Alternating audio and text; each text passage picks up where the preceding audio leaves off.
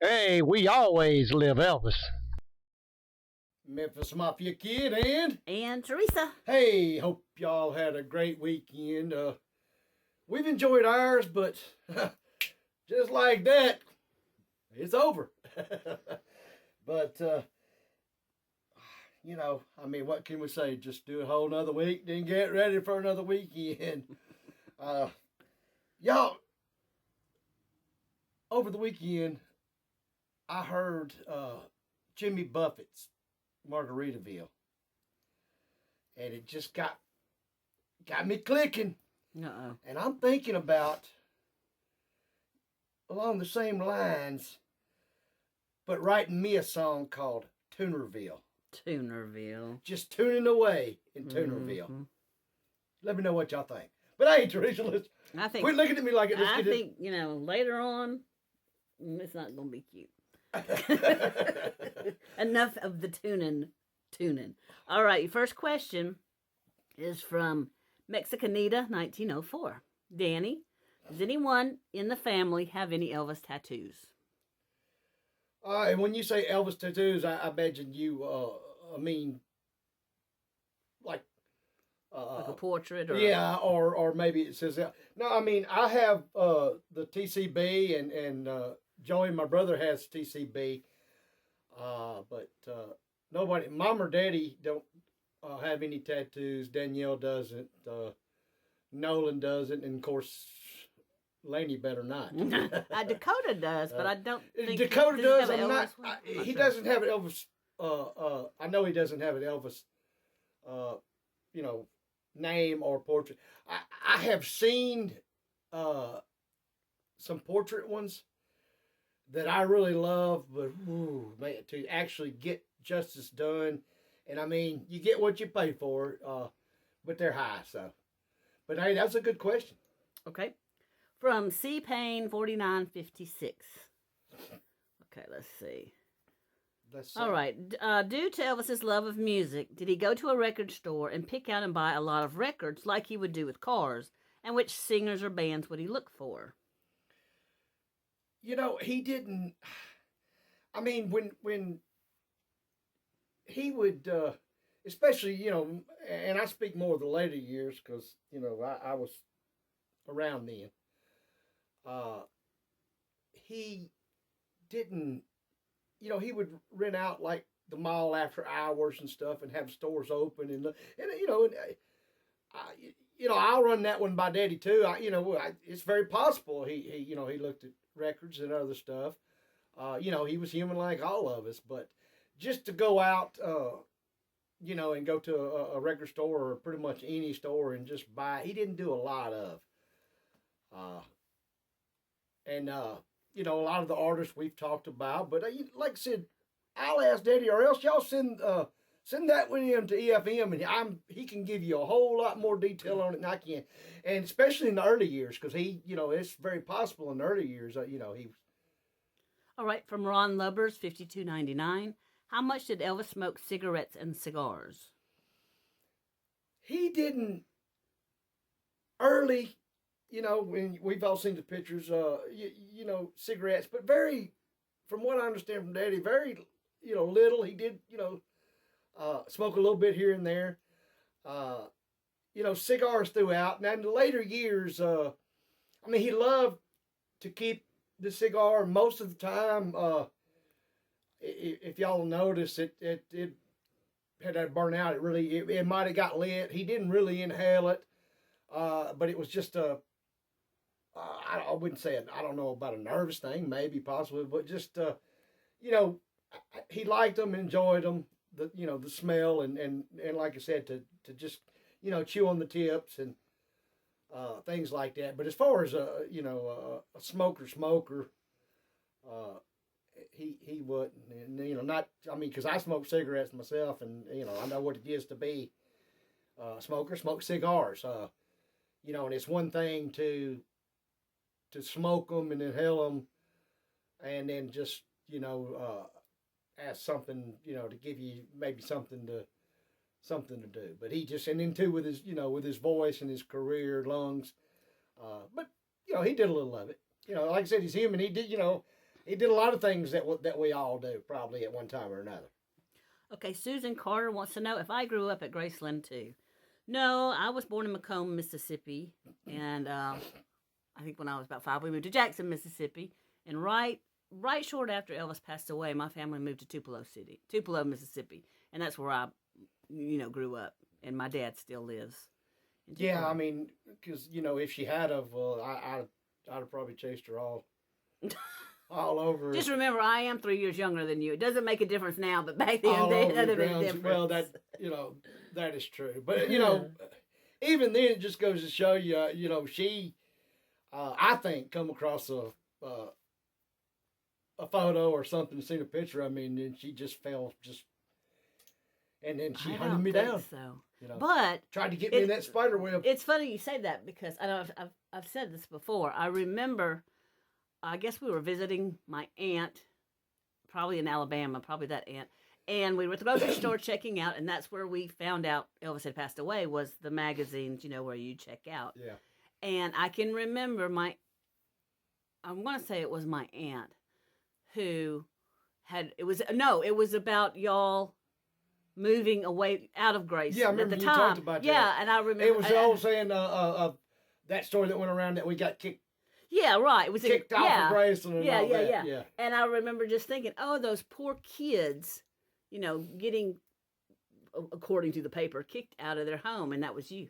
That was y'all. Yeah. So that was a kind of a weird coincidence coming back around. That is weird, but yeah, and that was a funny one. I mean, those things go back even watch some Elvis's. I mean, just crazy things and stories to get put out there, and we've talked about that several times, and saying y'all didn't. You're saying what really happened.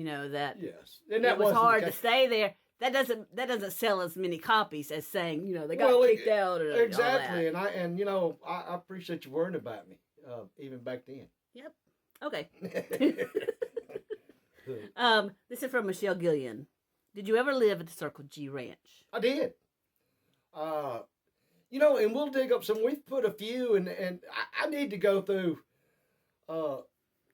Mama's albums and see if I can't find more pictures. But yes, we lived on a ranch, and you bought your trailer there too. Yeah, we had a trailer there too, and it was it was nice. I mean, it was big. The lake was beautiful. Had a lot of fishing. My granddaddy fished there a lot, caught a lot of fish. Of course, the horses, and I mean, just as a kid, of course, I was younger then, but it was just I was in awe, and I always the bridge and the cross. Yeah. I just you couldn't really take your eyes off of it. It was it was a beautiful place. Okay, T Hall 8095. How far away are your mom and daddy from us? Well, actually, if the speed limit, not having a lot of traffic, about an hour and 45 minutes from door to door. We say 2 hours, just give or take. About 2 hours. I mean, we're close, and we go up pretty much at least every 2 weeks. Mm-hmm.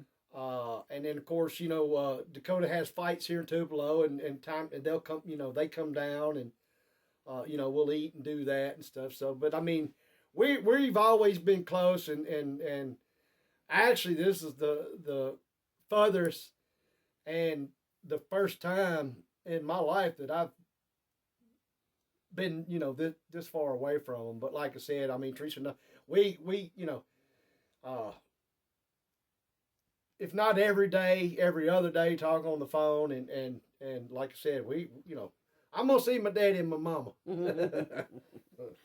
Okay, Paige Marcantel. How do you feel about David Stanley writing a second book about Elvis and Memphis Mafia, Priscilla and Lisa? I feel the way I feel about anybody. Here's my thing, okay? And each his own, but I mean, y'all have already seen my comment. There's nothing wrong with it. There's it's like we do. There's beautiful wonderful stories and things that went on in Elvis' life that's out there that, people should know. The problem I have is the truthfulness of it.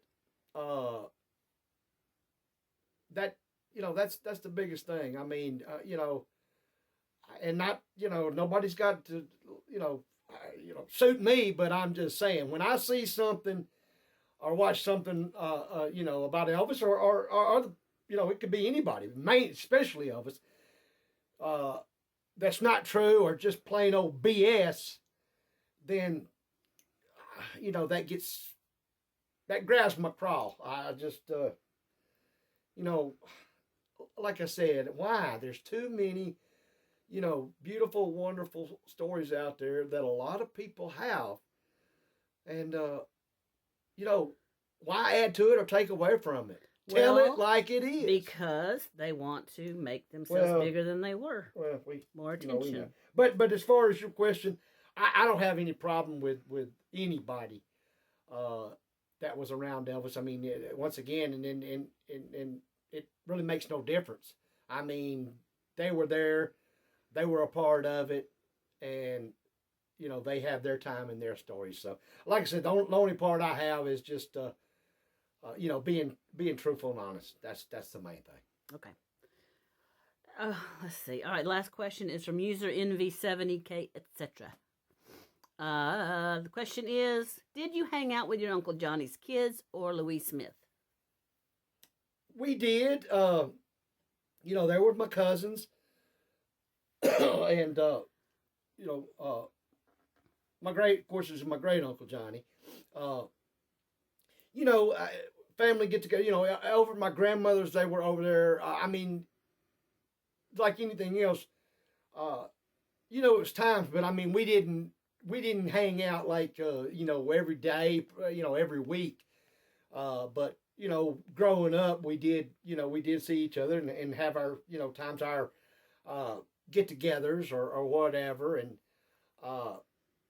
Miss Louise, was the same way, she was a sweetheart. That's Jean, my cousin's wife, and their kids in the same way, a little bit, but we all, as any family, growing up and then moving, and then, with Mom and Daddy being, with Elvis so much, they were gone, or we were, actually moving and doing things, so we didn't, at times we didn't have a lot of time, but yeah, as much as we could, I tried to spend time with all my cousins. I've got, lots of cousins, and, a lot of them on my mama's side, they lived, throughout Mississippi, and when we would go to my grandparents and stuff down there, we hung out together and had our tales and our times that when we see each other, some of them I still see today. So yeah, I mean, we try to stay connected the best we can.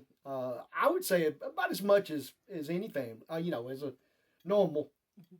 Well, I'm not normal, but. No, that's true. Yeah. No. I thought we had one more. We didn't have one more.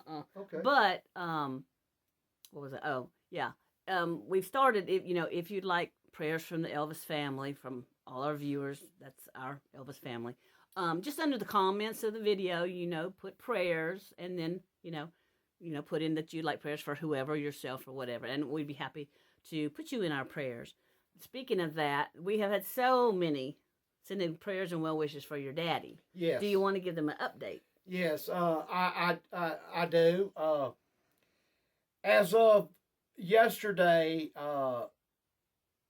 he's feeling a little bit better. He still can't walk on it. He's having some medicines and stuff that he's having to take. Not going to just get into total detail, because I mean that's his. Not that it matters, but that's his business. But actually talked to him, and he's improving. It's going to take a little bit. He still has swelling. Daddy has always had problems with his knees.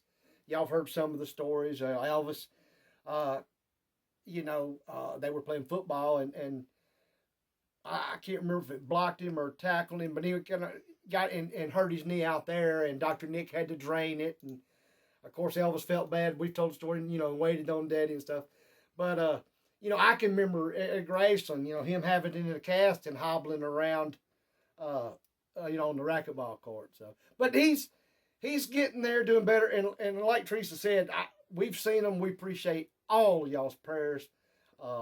And as she said, when y'all need them, our prayers are, we're more than happy to pray and help out each and everybody with these days' times. Look, we love each and every one of y'all. But we're not doing the outro today. That's right, we're not. That's right. So let me say this, I want to touch just a hair, kind of lead into that, and then we're going to get out of here. But got a text message from a man.